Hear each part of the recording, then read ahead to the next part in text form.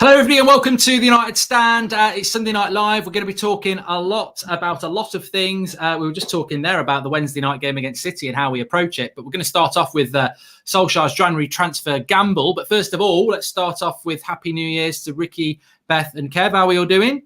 Fine. Happy New Year, everyone. Happy New Year. All the best, everyone.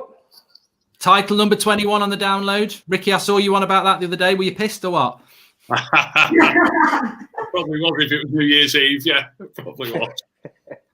I mean, very, very quickly, we're going to talk about... Can I just say, it's funny how all you ever talk about is Liverpool, you know, or us catching them and being able to overtake them. And City have just moved to within 4 points of us with a game in hand on us. Do you know what I mean? Yeah. I think the way Liverpool are going with injuries and all that, City might be favourites, you know, not us or Liverpool. But anyway, we could talk about it a bit, perhaps. Chelsea didn't help out today, did they? Really? They've not helped themselves out. I think they're probably out of the race for top four now. They were that bad. But we're going to start. There's lots to talk about. We're going to talk about maybe players that are going to go, best centre back partnerships. We were talking a bit about Bruno and Van der Beek a little bit there, and obviously Wednesday night. And Lallana's in pajamas says, when did you sign Lee Mack? I think that's a bit of an old one. Although I did enjoy the going out special. It was a good going out for Bobby Ball, rest in peace. I enjoyed that one over Christmas. But yeah, we're going to talk about Solskjaer's transfer gamble and potentially, you know, whether he spends or does he spend, and if he doesn't spend, is that going to impact on the transfer on the title? But we will just start off with that, Rick. It's a good point. I saw your tweet. You know, I don't know, it was a tweet. I think it might have been on New Year's Eve when you were putting a few videos out there. And do you genuinely feel we're in a title race now, or was it just a bit of Christmas giddiness? A little bit of Christmas giddiness, but you know we're not deep into the season now. I mean, don't get me wrong for 1 second. I'm not comparing us as a club to Leicester City, but it was around this time.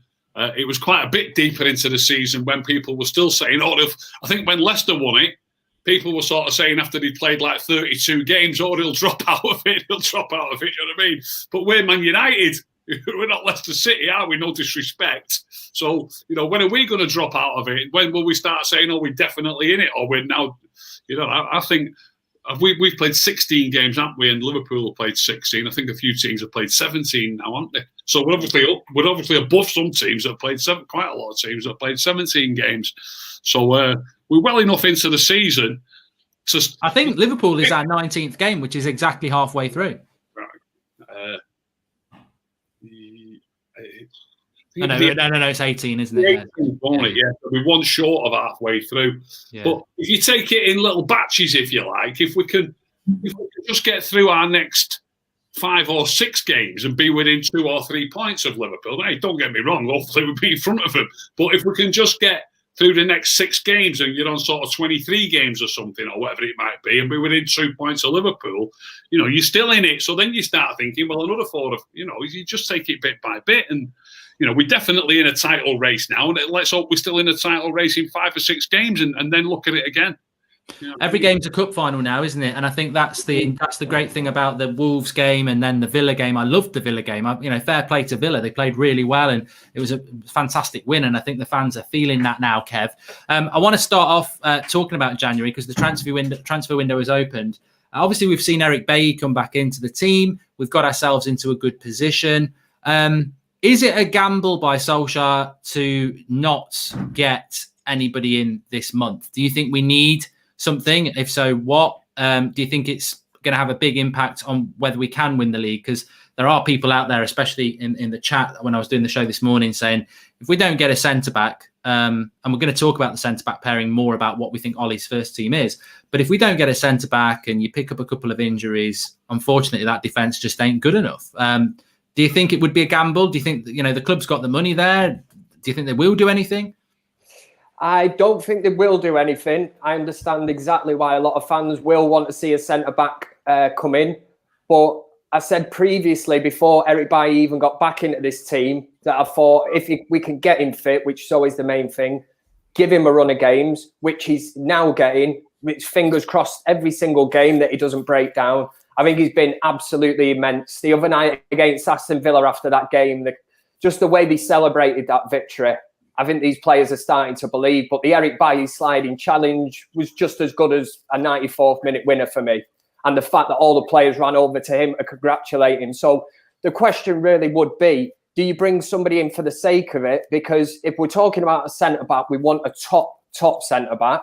So could you really possibly sign somebody in January? You know, it's very rare that you see the likes of top players moving in January. If they do, they come in and take Eric Bailly's place probably straight away, because Solskjaer's not going to drop Maguire. He paid 80 million for him. He's his captain. I can't really see much business. I really can't. I know there's something on Twitter before, was there? The lad from Atalanta, I think's making his way. I forgot meant to say that. Diallo's on his way, so he's going to come in 19. I mean, expectations around him.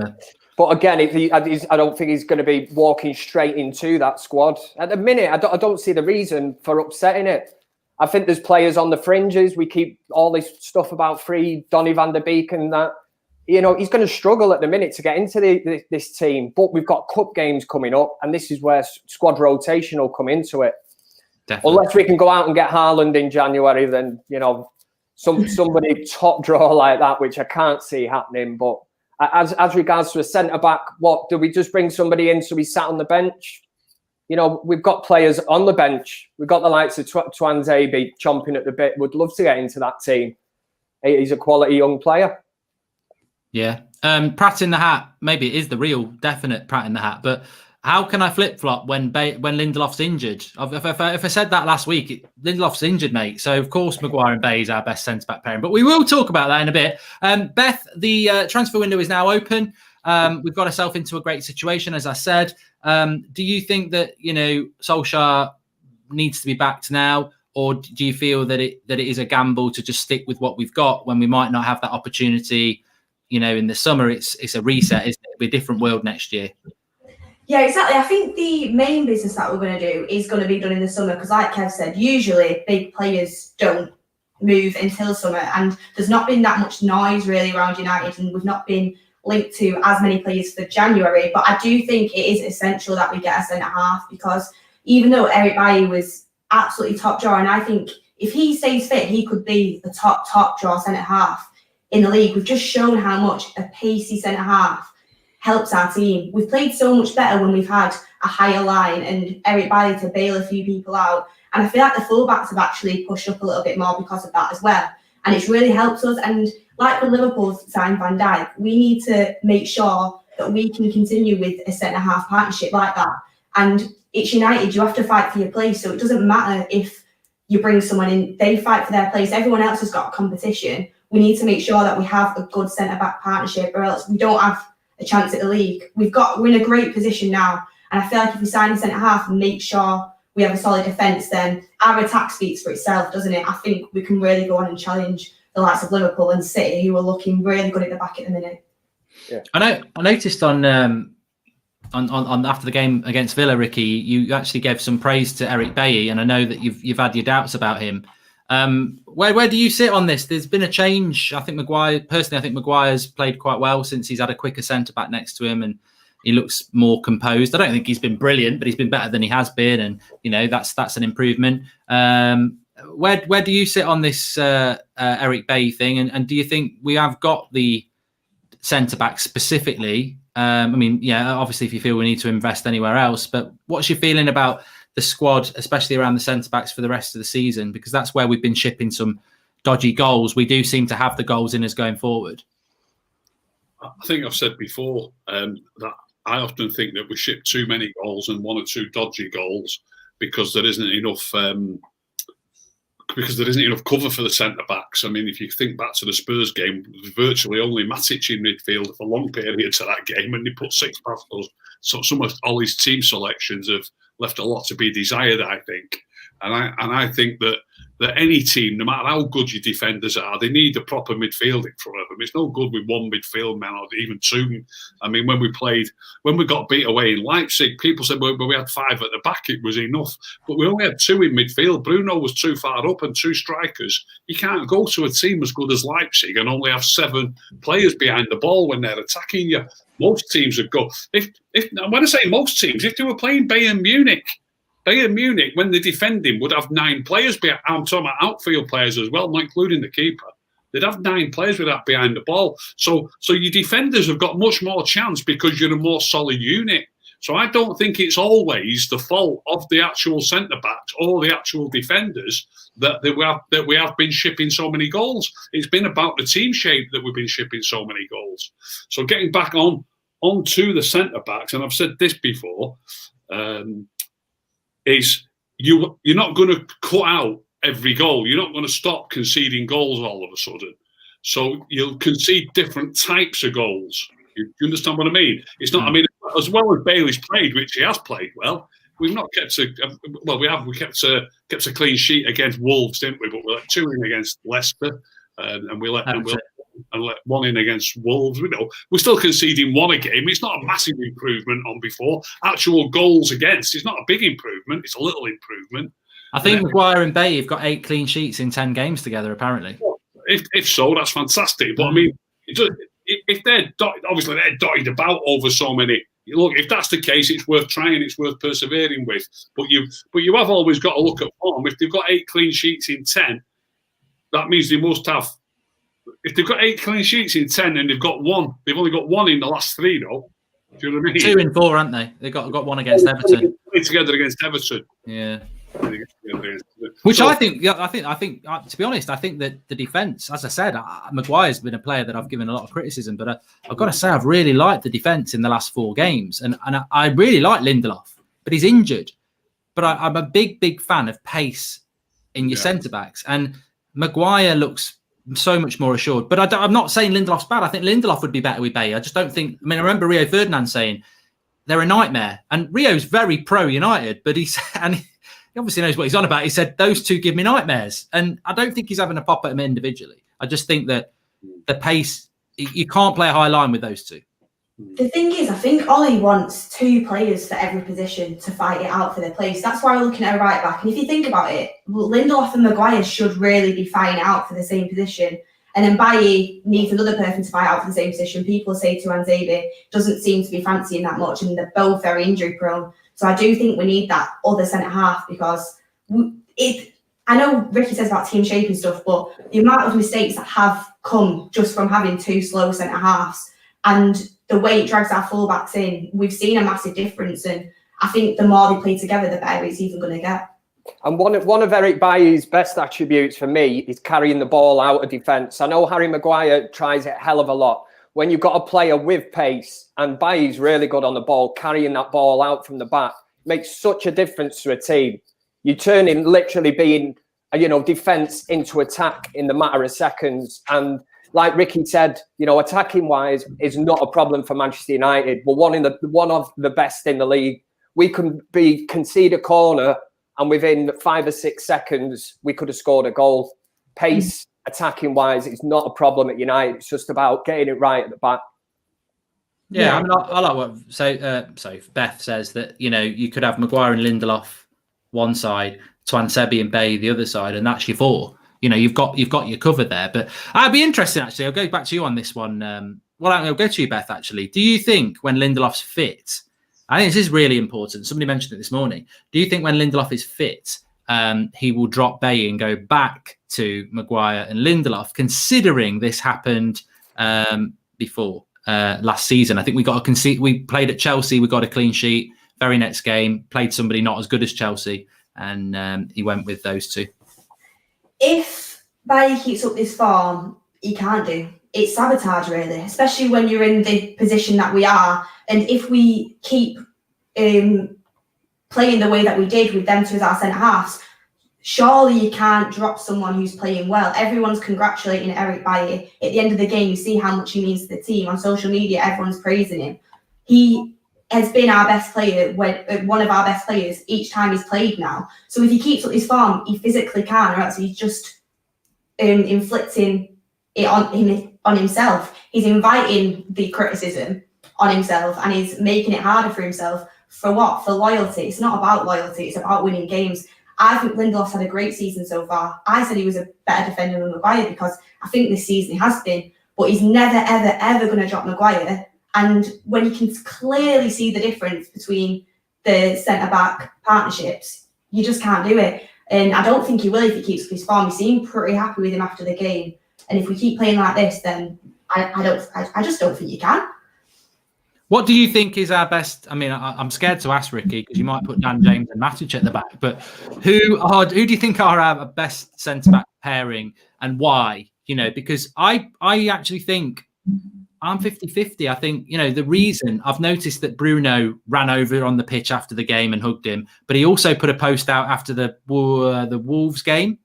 And I think Bruno knows, doesn't he? Bruno knows that Bailly makes the team play higher up the pitch, which means they attack more. What do you think Ollie's best centre-back pairing is, and what's yours? You're asking me first, yeah. Yeah. I'm not 100% convinced. Up until 10 days ago, I would have said Maguire and Lindelof. But Bailly has played well since he's come in. But they have got, like I keep saying, they have got different strengths. And although it has gone well these 3 or 4 games, which it has gone well these 3 or 4 games, and I'm interested to hear Kev said how good he is at bringing the ball out.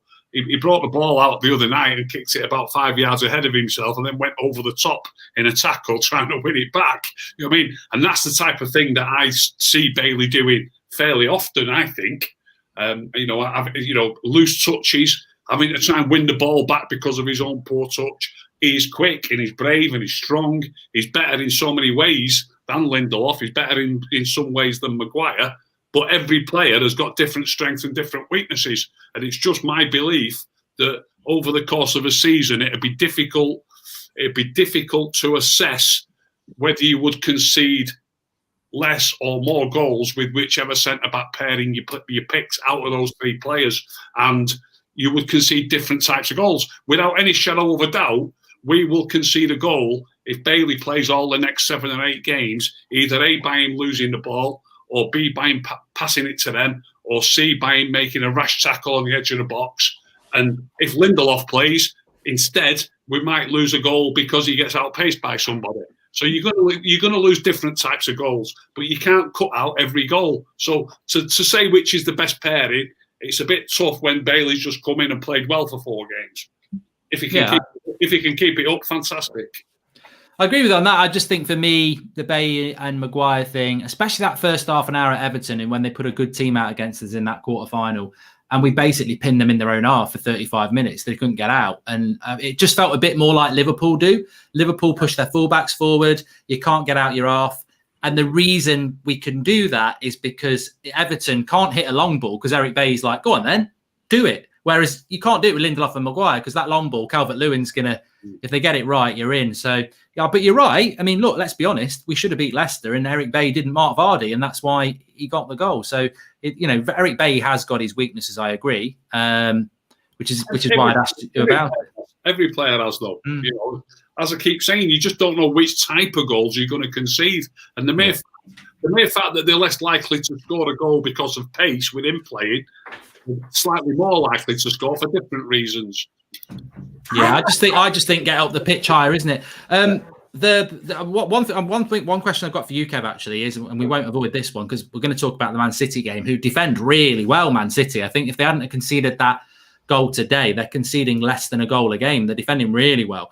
But we saw Pogba play against Villa, and he was probably one of the. If it weren't for Bay, he was probably man of the match, in my opinion. He was interchanging with Bruno. What do you think about that? Because I think it was always looking like it was going to be McTominay and Fred or Matic and Pogba, and then suddenly he's found a place for Pogba on the left-hand side. More attacking. Probably can't do that if you play Lindelof and Maguire because we're going to have to defend a lot more. I think you need more of a system there that Ricky likes with maybe a Dan James in the team or a Mata or someone like that.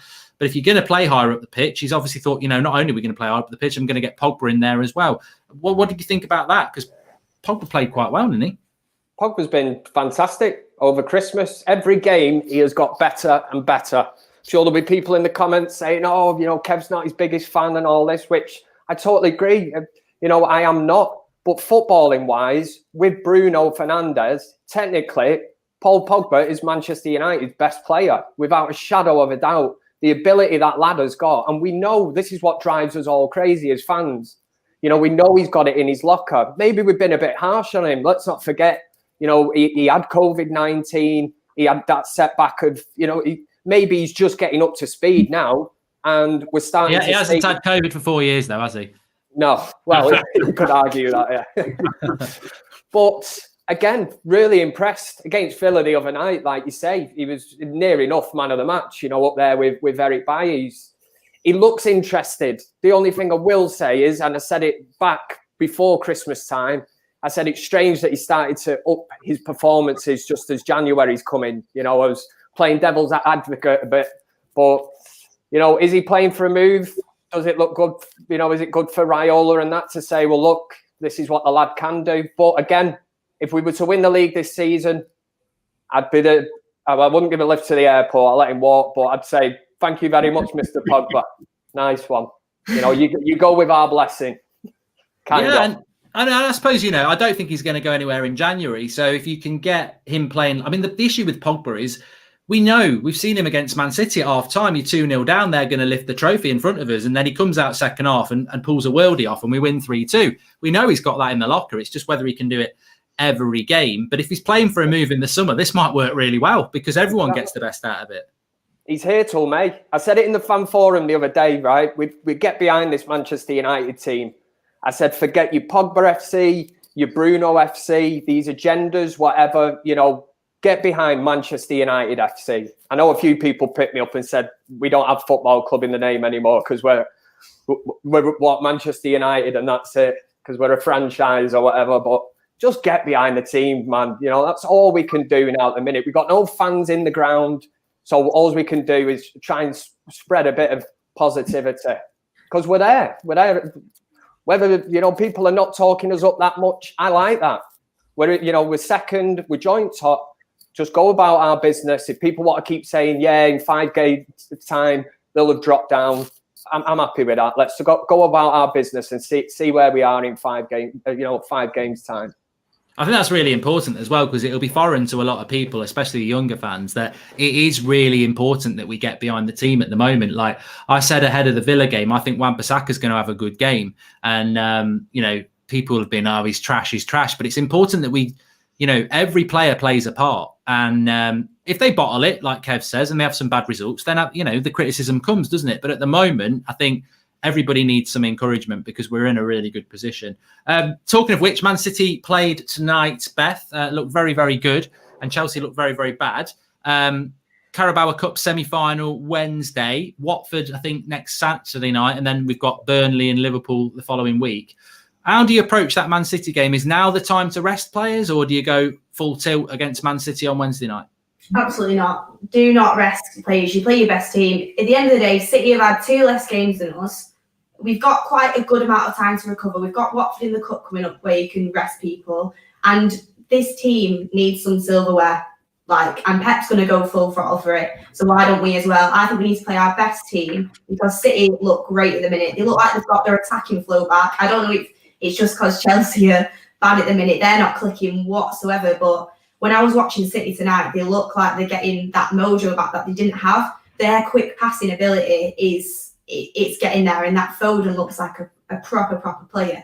I could see Pep loving it at the end. He might even start. They've got not many players at the minute because of COVID, but the players they have got is giving people a chance and they look great. They look very solid at the back as well. I think that Diaz is a great signing. I wish we would have got someone like that. I think he looks like a proper leader at the back. He's really improved their defence. And we need trophies, so I think we play your best team. I actually go as far to say you play the team that we played against Villa because I think that team works so well. And I think the reason why Pogba looked so good in that game is because he got that box-to-box freedom that sometimes he doesn't get because he's in that pivot. And I think if you keep giving Pogba that freedom, it can allow him to play the games the way that he played against Villa. And I think that could be a crucial part of us going even further in the league as well. And that's why it's annoying me because he's been riddled with injury, to be fair with him. He's always had that niggling injury. I don't know if he is just playing for a move, but he's playing well. And I think the way you're going to get the best out of Paul Pogba is if you give him a little bit of freedom. And now we have the centre-back partnership as well with Maguire and Bailly. He can just keep doing what he's doing. And the energy he gave the other night was the most I've ever seen him. Yeah, I mean, look, yeah, I mean, interesting to how he lines up tactically as well, Ricky, because we have played a back five before. It's a one game. It's not two. It's not two. Normally, is in the Carabao Cup. What are you feeling about this Man City game? I mean, if we lose it, we're still in a title race. But then if we win it, we're one game away from a cup, which Ollie talks about. You know, I want to win a cup because I want these players to know what winning is, and that's something last year, 3 semi-finals. Is it a free hit game for you, or is it more? You know, is it important that we actually, you know, that we don't lose it? I'd love us to win it. I desperately want us to get through, and I think Ollie feels the same. We've heard him say, excuse me. We've heard him say, you know, that we've reached 3 semi-finals, haven't we? We've heard him say that a couple of times last season, as if that's a great thing. I wish he wouldn't say it, by the way, for Man United. I don't mind sort of saying we've reached finals and lost them. That's not so bad. But you know, putting out there that we've reached semi-finals and lost them, I'm not so impressed by that. So if he happens to lose this, I dread to hear him sort of saying, "Well, we've reached 4 semi-finals in the last 8 months and lost them all." Do you know what I mean? So I'm desperate for him to win it, and I think he'll be desperate to win it. Now, obviously, in the Carabao Cup, it is the sort of game where he normally would give some people a game. I don't know if he's going to think maybe like Henderson in goal. He might change the goalie. Yeah, he might change. I think the only people who might get a run are the people who are banked. I mean, look, he's not going to give somebody a game like. I mean, as much as I love Juan Mata, for example, a Carabao Cup game, often Juan Mata would play, but he's just that far outside the pecking order that Juan Mata's not going to get a game in this game.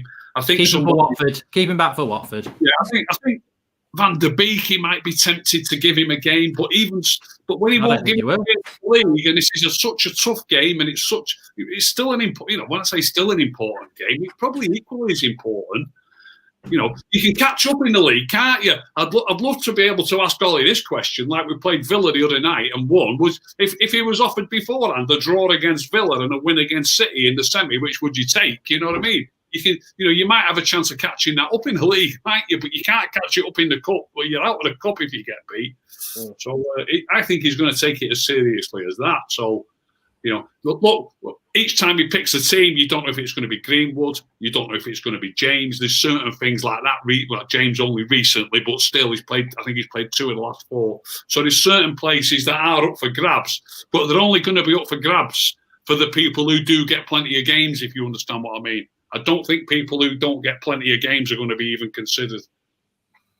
I mean, I think it's for me, it's a game that's a bit of a free hit because it's you know, if we lose, we're still in a great position in the league. But then again, I think, well, actually, if we lose it, you've let your big rival City get to the final, and you know, I'd love to play Mourinho because I don't think Brentford will get through.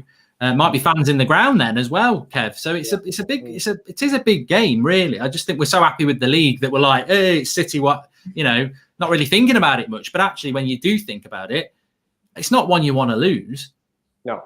And that's why I think you can get a little bit carried away with the title race. I think Ricky summed it up perfectly there. When you look, you can make points back in the league. If we get knocked out on Wednesday, bang, that's it. You know, another semi-final. They'll be writing the headlines about Solskjaer, United, the nearly men, you know, all this.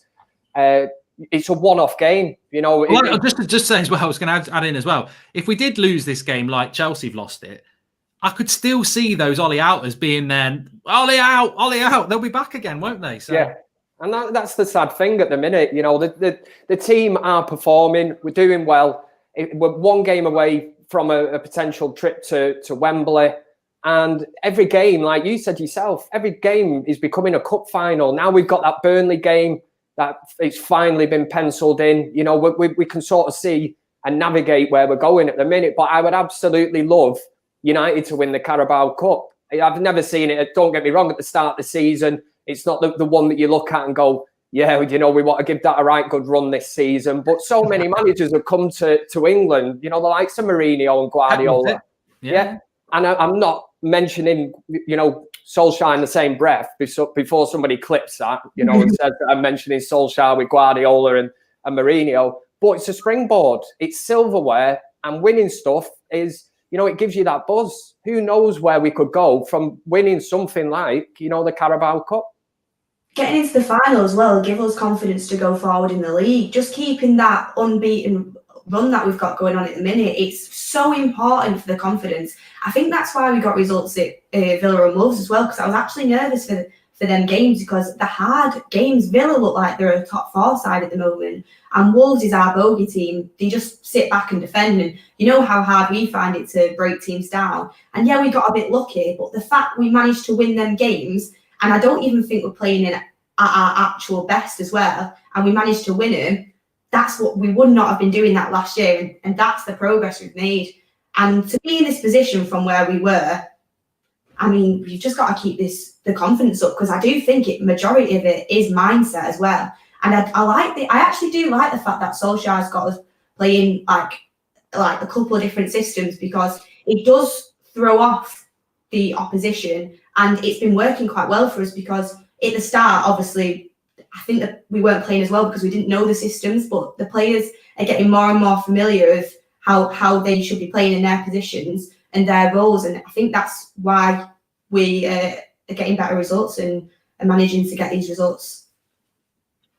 Definitely. I mean, that's something as well. Go to you on this one, Ricky. I heard Ollie saying last week, I mean, I know it's something we've spoken about quite a lot, you know, what's his best 11? And I think that's really important to have a best 11. We can certainly probably name most of City's best 11, certainly Liverpool's best 11. But with Ollie, I mean, he said it last week, you know, probably don't have a best 11. And this season, more than any season, you probably don't need one because the games are coming so quick. Do you think that's, you know, it's obviously a novelty. It's something that, you know, as I said, we've mentioned a lot.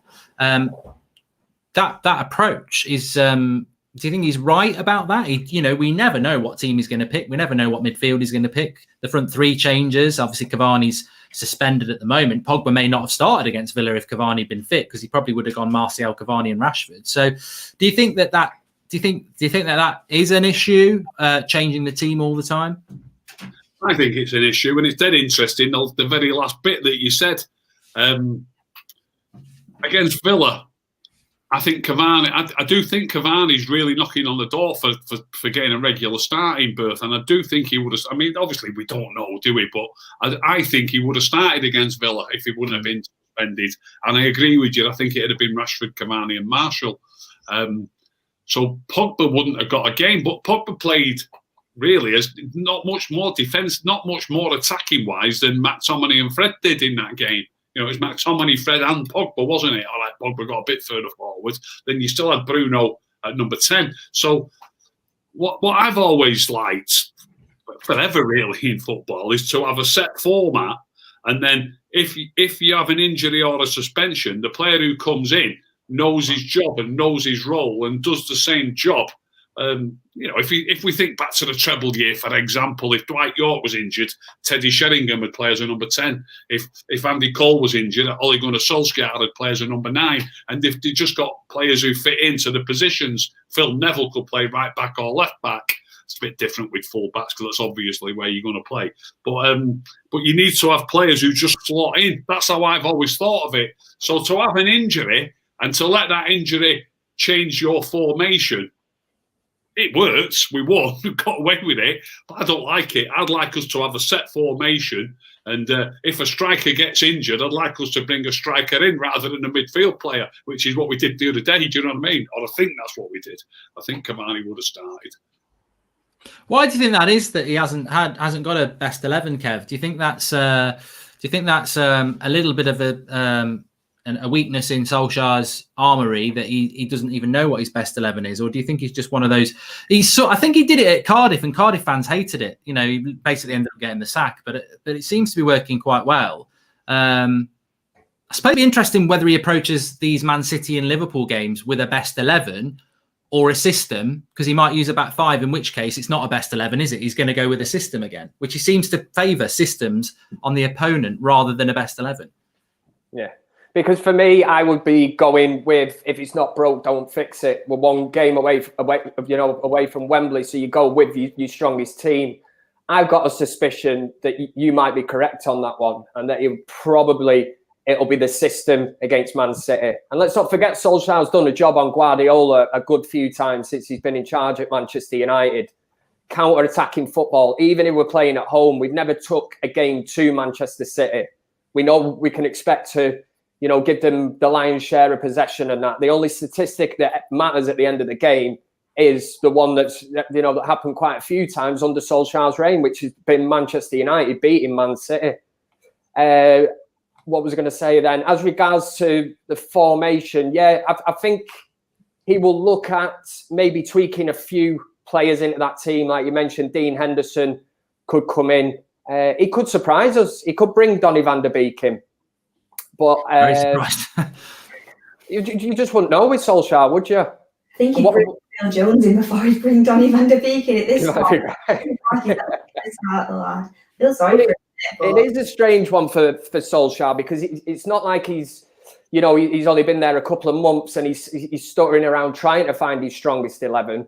But for me, I don't think I think it's a trust thing with Solskjaer, because we were talking about it on the fans forum again and said, if on Wednesday night it's announced that Lindelof's 100% fit and he's ready to play in that first team, do you think he would take Bailly out? And a lot of us agreed and said, you know what? He probably would walk straight back in, because he's a player that Solskjaer likes and trusts. But I don't agree with it. Yeah, I think you're right there. I think there is a big thing about trust. And I think we saw it on the Villa game, 8 minutes to go. He took Bruno off. Bruno's shaking his head, and then he brings Dan James on, and you're like, shit, we're not going to keep hold of the ball now. And he could have just brought Van der Beek on. I mean, apparently Van der Beek's not playing because he plays in Bruno's position. He takes Bruno off and he puts Dan James on. And I can see why he brought Dan James on. It was to stretch the team. And also, as Ricky would say, I think that, he's going to occupy Matty Cash, who was getting forward a lot. But it's like, all right, you're now taking the player off that's not, apparently is why Van der Beek's not playing, but then you're not bringing him on anyway. So, and I think McTominay's a player that he trusts, whereas we'd probably prefer a Matic in there, really. And yeah, maybe. But do you think he's gained the trust now of Pogba maybe? Behind closed doors, he might have said to him, "Listen, Paul, pull your socks up here, put in everything 100% until May. Let's see where we get with this team. And if you still want to leave in May, we'll sort it out for you, mate. But please, just give me 100%, and see what silverware Manchester United could possibly win this year." Spot on. And I think it's in Pogba's interest to do that, because if he wants to move to Real Madrid and they haven't got a lot of money, they ain't going to buy him on his last 6 months form, are they? They're going to want to buy a player. Both ways. Yeah, so it could be really, really clever, actually. I wanted to ask everybody on this one, so I'll start with you, Beth. On the midfield situation, we saw McTominay and Fred against Villa. I think against Wolves, it was Matic and Pogba. A lot of people said McTominay was very poor against Villa. Obviously, Matic came on, and I don't think it improved things massively. What? It's a very important position. I don't think we're going to buy anybody there. We've got options. What do you think is our best midfield too? Because it really does look like formation-wise, it's 4-2-3-1. I think even Pogba was playing to the left and helping out at the back, like Ricky says, but he was to the left. He sets up with that. So what two midfielders do you think are our best two? Is it still McTominay and Fred, or do you think it's maybe Matic, or what? I've started to think it does depend on the game that we're playing, which is the way Solskjaer's working it. And to be honest, in the moment, it is working. For me, I'd like to play Fred and Pogba. People probably won't agree with me on that one because they don't think it's defensive enough.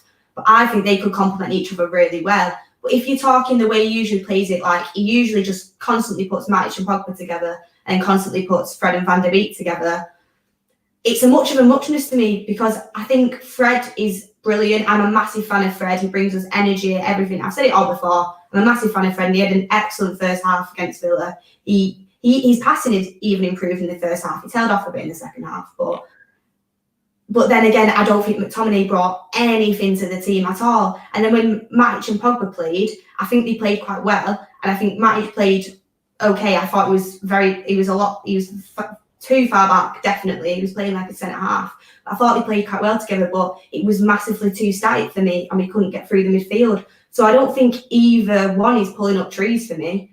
I think that is an area we probably do need to improve on, because I don't think either partnership is amazing, to be honest. I'd like to see Fred and Pogba get a game where it's when we're more comfortable at the back.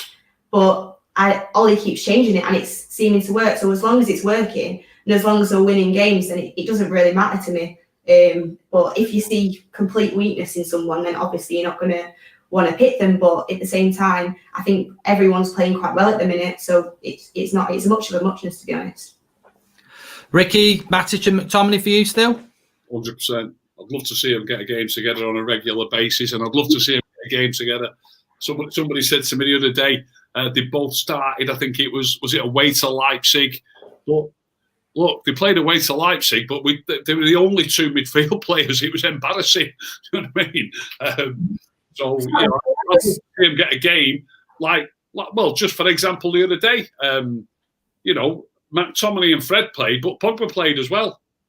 You know, he seems to get a raw. I think Matic gets a raw deal a lot. He played against Spurs. Neither McTominay nor Fred played. That was ages ago, though. Now, hey, that was months and months ago. Now, yeah, but I think it's happened numerous times. I can't think of the other situation. There's another situation. I'll say another situation, a bit more recent than that. Away in Turkey, Matic played. No Fred, no McTominay. And I'm always saying you need two of those players. And Matic sometimes gets a game and he's the only one who plays. Just recently, though, he's played with Pogba, and Pogba has been more disciplined. I used to always say it's got to be 2 out of them 3. But the way Pogba's played recently, I'll throw him into that hat. So it has been better. So Matic and Pogba played there against Everton. We kept a clean sheet. I think it's got as much to do with that as it has with the centre-back, by the way. And then also, against Wolves, we kept a clean sheet, and it was Matic and Pogba. And Pogba is playing more disciplined, like those players. So there's 4 players there at the minute who can do those jobs. And it's funny, really, that you've sort of said you'd like to see Fred and Pogba. I'd like to see Matic and Pogba. But I do agree with you. So long as the results are coming, which they are at the minute, it doesn't really matter. But I'd like to say this though. Just because it is that pair and that pair, it's chopped and changed. I think 5 games in a row now. Well, almost 5 games in a row. Against Everton, it was Matic and Pogba. Then against Leicester, it was Fred and McTominay. Then against Wolves, it was Matic and Pogba. Then against Villa, it was McTominay and Fred again, although Pogba played as well in a slightly different position. The thing is about Matic and McTominay, though, it's just if you play them 2 players, like you've got barely any pace.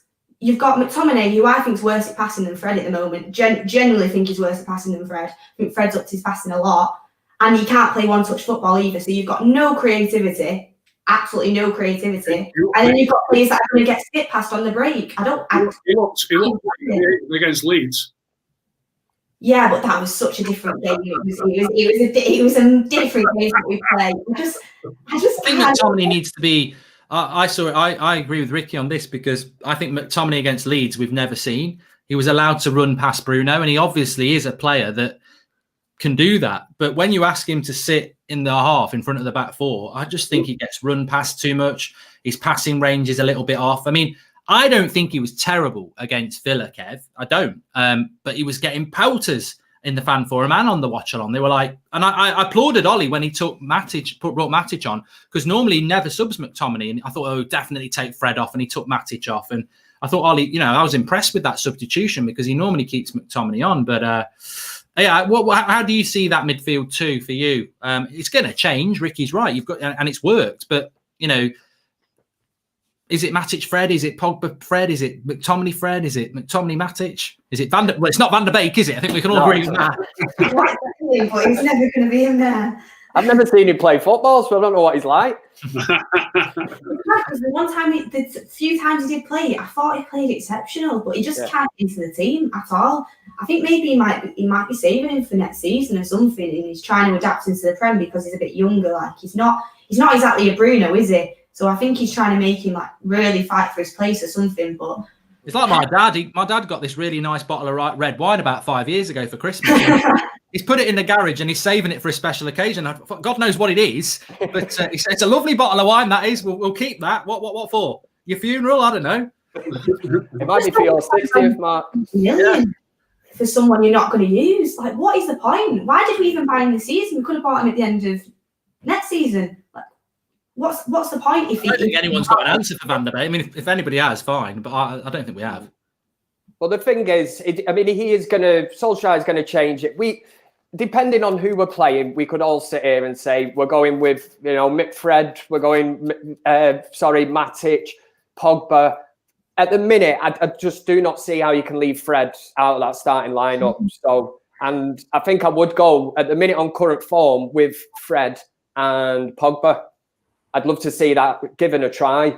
And that, for 1 minute, I'm not slagging Matic. I know exactly what he brings to the team. I know he can come on as a substitute, do a job. He can see out games, close down players. He's putting shifts over this Christmas period. But for me, as the two starting, that's who I would go for. I think it would be interesting, probably complement each other well. And again, I think Fred's been an absolute machine last few games, getting around. And I just definitely think they can complement each other. The only thing is you just have to make sure Pogba was very, very disciplined, because Fred does get sucked into traffic a lot and then there's a lot of space in behind him. That is one part of his game that he does need to work on, even though I'm a massive fan of him. But if you really discipline Pogba and the back line, I would love to see it, but I don't think he's ever going to try it, because Matic always gets to go with Pogba and then Fred's stuck with McTominay. Not stuck with him, but you know what I mean. He does always pair them together, doesn't he? Yeah. I personally think, and I might not be right on this, but I actually think Matic is going to have a really important part to play. I think he's really not been involved hardly at all. And the same thing happened last year. And then in January, he started using him and he almost became, essential to us. So I think Matic might have a part to play because he's not really been used. He doesn't play for Serbia anymore. And he's only 31. So this whole he can't play 2 games a week doesn't really stack up. So I don't know. I think I do like the idea of Fred and Pogba. I'd like to see a bit more of Matic and Fred. I think Fred's really important because of his tenacity. And Fred and McTominay do have that. I mean, to be honest with you, I'm not massively bothered. I think that the substitution of McTominay was correct against Villa. He didn't play that well. But I think they've all got a part to play. And I just hope it's a bit like the left-back scenario where, you're getting... Luke Shaw, for me, was brilliant second half against Villa. And, we've not quite figured out what Tellez is yet. So we need them all to contribute. And what I liked about Pogba against Villa is, a lot of his work that was good was defensive work. So, yeah, it'd be interesting to see how he works it. But if he can keep them all happy, that's going to be the charm. Because, and ultimately, again, I think, as we were saying with Kev, it's how he's going to approach City and Liverpool. Really, he probably should have the same team for both those games because it's a very similar sort of game against a similar thing. But I guarantee he'll probably have a very different team for Anfield that he does for Old Trafford on Wednesday night, which, if it works, doesn't it? One thing we've not spoken about is players leaving. And I've got a list of players here and I want to go around all of you in relation to whether you'd let them go. And we're going to start off with Beth. Dan James played against Leeds, played quite well. Had a little cameo the other night. Is he a player that is going to be useful for us for the for the next few months, or is he a player that really would be useful elsewhere? I'm not saying sell him, but maybe a loan deal. What's your thoughts on Dan James? For me, I'd like to loan him out. I don't think he's played okay for his standards. He's not, for me, he's not Manchester United standard. I saw him the other night. He got the ball and even though he was near towards the end of the match and we need to keep hold of it, he dribbled it straight into the centre half instead of taking it to the corner flag. I just think he's got a lack of football intelligence on his final decision making, and I think that's what lets him down. And I just don't see the quality with him. I don't think he's absolutely terrible, but I definitely don't think he's a United player, and I don't think he'd get into any of the top 6 sides. And if we're going for the league, then I prefer to give Lingard a go out. At least I've seen quality from Lingard. It might have been 3 years ago, but at least I've seen him, I've seen the talent in him. I think Dan James needs to go somewhere where he can get first team football and get a rhythm of play, and he's just not going to be able to do that where we are. So I'd loan him out. It's funny actually. I used to live in a flat when I first moved to Birmingham, right? And when the lad downstairs had the heating on, I didn't leave mine on, and when you were talking about Dan James then, I can feel the heat from Ricky and I'm getting all nice and warm up. Go on then, Ricky. Dan James, I know you're going to keep him. Two things in there. You sat on your knee. He lives with you, doesn't he? 2 things I want to mention, which one's about Dan James, but one's about something Beth said about a different player. But Dan James, I would let him go on loan. I like Dan James. I would give him more game time, but he's not getting enough game time. And he's not played a lot of Premier League football. We bought him from a Championship club. I thought he played perfectly fine for us. Everybody on Twitter will all say he was crap because he didn't score enough goals. It's not about who scores the goals, but maybe if he went on loan to, I think Leeds are interested in him. I've heard Everton are interested in him. If he goes and plays for Everton every week, he might end up finishing higher up the table than us. But I'd loan him out. I'd loan him out and hopefully he gets plenty of game time in the Premier League and then see how he does. But something Beth said, I want to jump on what people get, what's the word I'm looking for, where, something gets said about somebody and it goes on and on and on and on. And the thing was football intelligence. And Beth said he dribbled. Final decision. Yeah, he dribbled it into the centre-backs with about, 6 or 7 minutes to go. With 90 seconds to go, Paul Pogba tried crossing it into the middle. They went up the other end and nearly scored. And that's with 90 seconds to go, when it's the perfect time to dribble it to the corner flag. So people get onto somebody and they bang on about that thing about him. And sometimes there's not much difference between all the players, if you like, or some of the other players.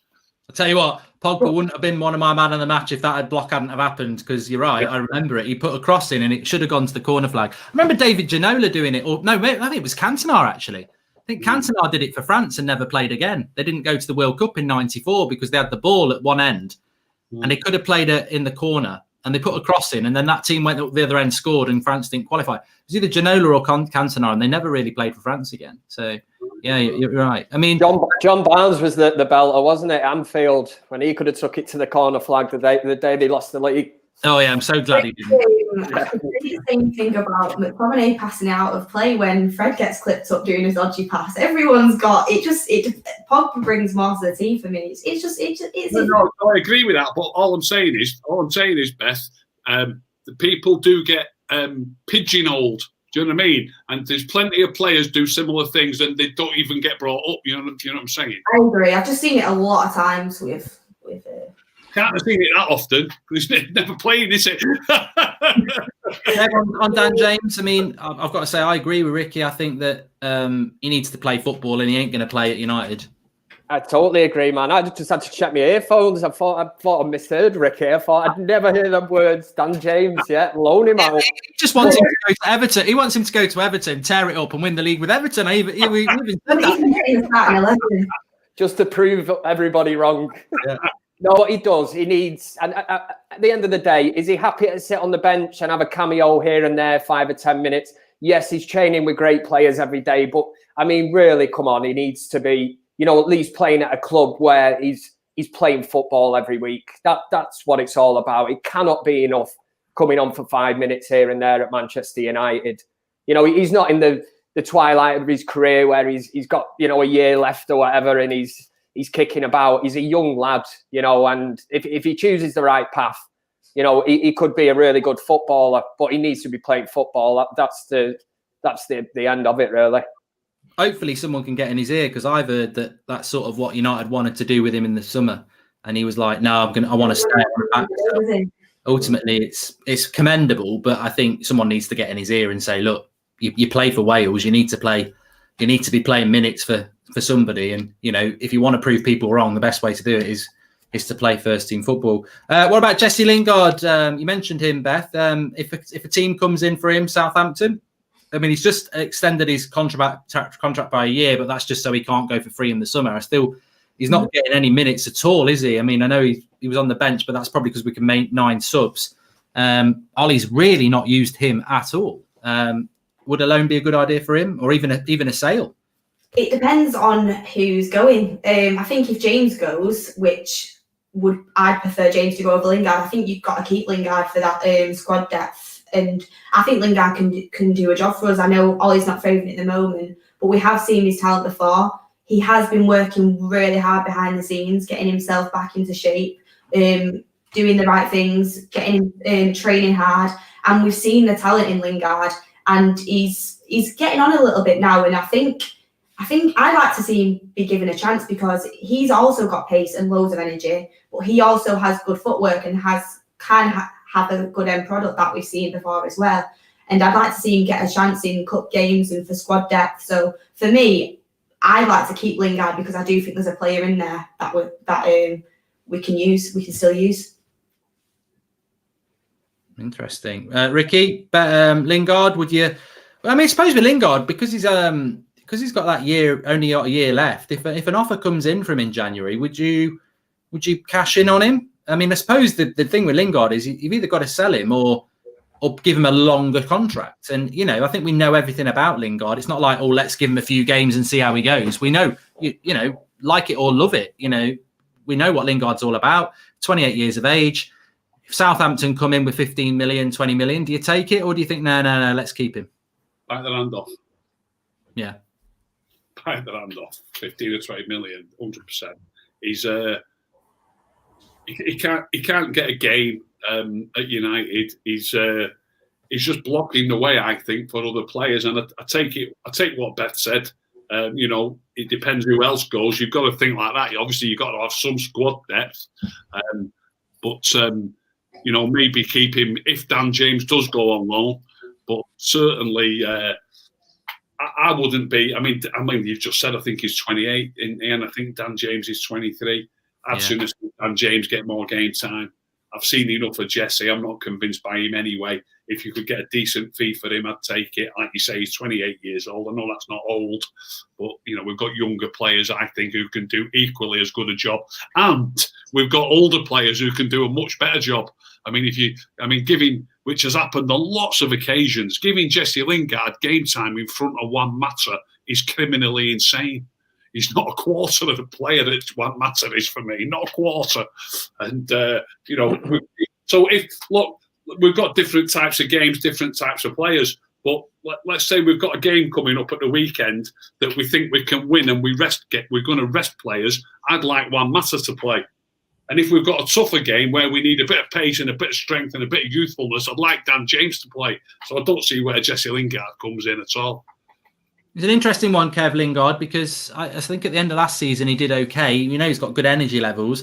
If you're in a title race, I'm not saying Jesse Lingard's going to go and have that month he had 4 years ago, or it feels like 20 years ago now, but he did have a good month. I agree with a lot of what Beth and Ricky are saying, but part of me thinks, should we just wait till the summer? Because you never know when that could be useful in the last few months of the season. Yeah, best for both parties, I think. I think Lingard should leave for the good of his career. I think United, if they can cash in, and I'd be very surprised if they even got 20 million for him, but take that 20 million, put it towards Jack Grealish, job done. I do not see where, I know Beth's saying, Lingard we know what he can do and stuff, but for me, I think he's done that much arsing around off the pitch. I think he believed his own hype, believed he was something, instead of knuckling down training and stuff. I just think he's totally lost his way at Manchester United. So again, without disrespecting him and that, I would just say a parting of ways. He can have a fresh start. He's 28. We should have another 6 years left in him, really. I don't think we'll ever see it at Manchester United. I just think it'd be best for him to leave. And if you, like I say, you can get that money, you put it into getting somebody into Manchester United who, like I say, Jack Grealish. Yeah, I think with Lingard, I think we just had it up on the screen there. Is it a bit like Dan James? Take control of your career, and everyone wants to play for Man United, but are you really going to be playing for Man United? The players that we're looking to bring in, the players that we've already got, at best, you're going to be playing 5-10 minutes every month. You're not going to start games. So, but you could probably start games for maybe a Southampton or someone like that, and rebuild your career. Maybe get back in the England squad. So, yeah, I think Lingard. But the other flip side, Mark, that you could look at that. I mean, there's players like, I remember one of my mates, he won't thank me for saying this, but after seeing Adnan Januzaj, compared him to Lionel Messi, and then for the good of his career, he went out on loan. I know he's playing in the Spanish league, but we had so much high hopes for Januzaj. I think we might be playing him next month. Actually, he plays for Sociedad, doesn't he? That's it, isn't it? Yeah. I've just cursed it now. He's going to score the winner. Yeah, forget that. From what I've seen, though, I just think Lingard has shown more talent than Dan James, and we are going to need someone who who can play the cup games and squad rotation. That's going to be key for us. So I don't think selling him in January is, if someone's offering the right money, yeah, obviously. But if they're not getting offers good enough in for him, I think he can do a job for us still. I really do. Beth, you know that he's on the phone. That's Donny van der Beek, and he's crying. You know, he's saying, what about me? What about me? You're picking Jesse Lingard. I mean, I actually think Van der Beek can play where Mata plays. You know, like Mata plays to the right of the midfield. I think Van der Beek can play there as well. So, yeah, I mean, look, where Lingard gets the minutes, I think it just fits in with... I would keep him till the summer just in case something goes wrong. You don't want to get rid of James and Lingard, but I'd let one of them go in January, and preferably Dan James, because I think I wouldn't sell him. I'd loan him. I'd keep Lingard around till the summer and then let him go. Because I think, you know, that way you've given him a little bit more time, but you've also got that cover if everything goes wrong. But we're well stacked in the midfield. We've got lots of options in there. Anyway, that's 9 o'clock. We've done it. Thank you very much. The darts are on if anyone's watching that as well. But thanks for coming on, Beth. Happy to be here, and I just hope that we can get the win and hopefully go on to get some silverware. It's going to be a tough game on Wednesday, and I hope Ollie picks the right team, but we'll see. I can see a Dan James counter-attack approaching. Hey, I tell you what, Rick, he did play Dan James last year against Man City, and it worked out all right, didn't he? Was it front two? We played He played in both games against Man City. He played against Chelsea away. So I don't get it all, mate. Ricky watches the highlights every night. Oh, well, I'd love to know how many other players played 2 games against last year and won both games. I bet there's only about 7 United players started both games. You know what I mean? Won't be too many players played twice against City and won twice. But there you go. There's horses for courses, isn't there? Thanks for coming on, Ricky. Welcome, mate. Thank you. Enjoyed it. And thanks for coming on, Kev. A lot of people like your top. I don't know whether you can tell them where you got it. Do you know what I've had this year's? Ring spun, it comes under. It's not a euphemism or anything. It's ring spun all stars. Oh, yeah. Georgie Best top it is. I think it's got the number 7 on the back as well somewhere. Yeah, this definitely has. It's not a small one. No. It's got the name of it on the back, actually. Ring stun. Yeah. Ring spun. That's like ring sting. That's something I have for curry. Anyway, on that bombshell, enjoyed it, and we'll be big week, Man City on Wednesday, so not long to wait. And you know, I'm just excited. I think, is it 2 weeks today? We're playing Liverpool as well. Got that. I'm so pleased we didn't even talk about it. Got that Burnley game, that game in hand before. I think that's a big game as well. So go to Anfield, level on points, and see what we can do. But as everyone was saying, Man City are definitely in the race now. Exciting. Thanks everyone for watching. Speak to you later.